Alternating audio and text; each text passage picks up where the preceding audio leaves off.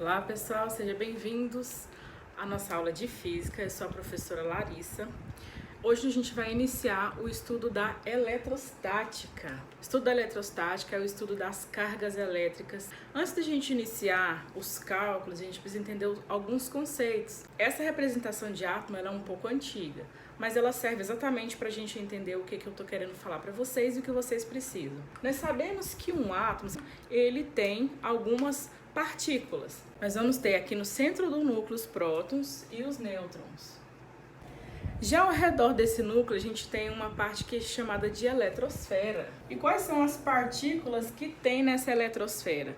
Na eletrosfera, a gente tem as partículas que são chamadas de elétrons. Esses elétrons, então, é que vai dar origem ao nome eletrostática, eletricidade. Então, é o que? A energia desses elétrons é que vai determinar essa carga elétrica. Toda matéria é constituída de átomos e cada átomo vai ter seus elétrons, então cada parte dessa matéria, toda a matéria na verdade, tem carga elétrica. Alguns materiais, eles têm a capacidade de transmitir esses elétrons, de trocar esses elétrons entre si. Nós vamos estudar então essa carga elétrica através desses elétrons. Esses elétrons, eles têm uma carga negativa. Os elétrons que ficam aqui na eletrosfera, eles têm uma carga negativa. Já os prótons e os nêutrons que ficam lá no núcleo deste átomo, os prótons vão ter uma carga positiva e os nêutrons vão ter uma carga nula ou igual a zero. Esses termos de cargas para as partículas subatômicas são apenas para definição, tá bom? Para nós é importante entender que sempre um é positivo e o outro é negativo, apenas para definição. Suponhamos que nós temos dois corpos. Eu vou chamar esse corpo de A e esse corpo de B. Cada um desses corpos tem uma composição de material determinada e esses materiais estão carregados com elétrons. Então, suponhamos que o corpo A, quando ele entrou em contato com o corpo B, ele perdeu elétrons. Então, vamos colocar aqui para melhor. Ele perdeu uma quantidade X de elétrons.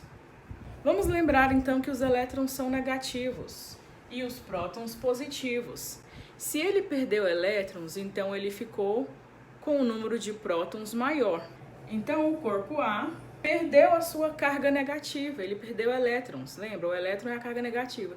Se ele perdeu a sua carga negativa, então a carga positiva dele, que são os prótons, ficou maior. Bom, vocês viram lá na química que a quantidade de elétrons em um átomo é exatamente igual à quantidade de prótons no núcleo desse mesmo átomo. A eletrosfera, ela é muito maior do que o núcleo. Então, é muito mais fácil você fazer uma interação molecular entre os elétrons do que entre os prótons.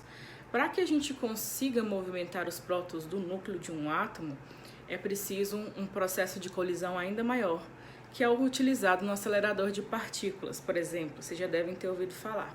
No momento em que um corpo interage com outro corpo, esses elétrons começam a se movimentar e eles podem ser cedidos de um corpo para o outro. Quando isso acontece, a gente diz que um corpo recebeu elétrons e o outro perdeu esses elétrons. Aqui no corpo A, a gente tem mais cargas do que no corpo B. Então, as cargas são diferentes. Nós já sabemos que as cargas diferentes, corpos com cargas diferentes, tendem a se atrair. Então, eles vão trocar essa carga entre si. Esse corpo que está com carga menor tende a recuperar essa carga. E o corpo que está com carga maior tende a ceder a sua carga. Então, ele cedendo os seus elétrons para o corpo B, ele está perdendo os seus elétrons, ficando assim carregado positivamente. Ele ficou carregado positivamente porque ele perdeu elétrons, mas não perdeu os seus prótons. Aqui ele ficou carregado negativamente. Por que o corpo B ficou carregado negativamente? O corpo B ficou carregado negativamente porque ele ganhou elétrons. Lembrando que os elétrons têm carga negativa.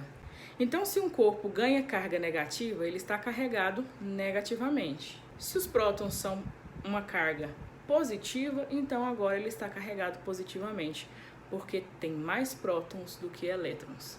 Esse que ganhou elétrons, que é o corpo B, ficou carregado negativamente porque recebeu carga negativa. Então agora ele tem mais elétrons do que prótons, portanto, mais carga negativa do que positiva.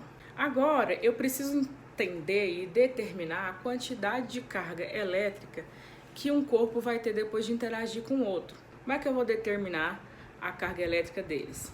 Bom, quando eu quero determinar a carga elétrica, eu vou utilizar uma formulazinha. Que fórmula é essa? Essa é a fórmula da carga elétrica. Agora que vocês já entenderam, né, que a carga elétrica está se referindo aos elétrons, nós vamos falar sobre essa carga, como a gente vai quantificar ela.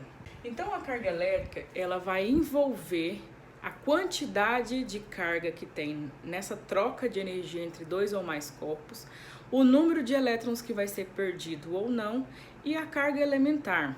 Veja bem, cada elétronzinho vai ter uma carga elementar, que é comum a todos, tá? Digamos que a carga elementar ou carga fundamental ou carga que se encontra na natureza de cada elétron, ela é igual a 1,6 vezes 10 elevado a menos 19. E nós vamos medir elas em coulombs. Aqui na nossa formulazinha, nós temos o Q, que é o quê? A nossa carga elétrica, quantidade dessa carga elétrica. Ok? Nós temos o E, o N. Esse N é o número de prótons ou elétrons que eu perdi, tá? Então, número de elétrons ou prótons. E o E é a carga elementar.